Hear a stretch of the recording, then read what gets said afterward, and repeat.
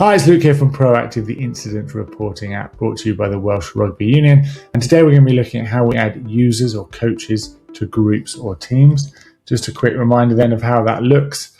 Importantly, users are the individuals that we're adding to the teams in a way that they can then add an incident or report to that team, and they are allocated specific individual teams, or in certain cases where they work across more than one team, they can be added to extra teams as well, but they will only be able to add instances and see incidents of the teams that they have been added to. So again, I mentioned this before, if you are coming to this as a club admin or a company admin, it's worth having this all jotted down so that you know where everyone's going, just so that you add the right users or coaches to the right groups.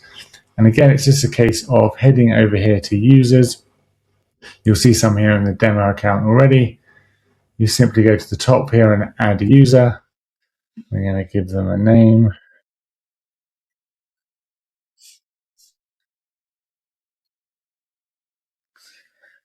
And then we're going to give them an email. These are made up just for the experience. And then you set the level. So going back to that document we looked at, we then set the level. Most people will be below a company admin. There should only be a few company admins, say, like I said, the safeguarding, the chairman, the rugby safe lead. Most people will either be a group admin because they are managing a team, or they'll be a coach or a volunteer. Again, most people will fall in a coach or volunteer. So we click down or drop down to coach. It's then going to ask you to add them to a group. And that's where I said earlier, they may need to be added to multiple groups, which you can do by clicking that button. But let's, for the sake of simplicity, keep them to a single group. You then go in here, find the group that they are associated with. And over here on the left, once you click save, then that person is going to get an email. With that email is going to be instructions on how to set up their account.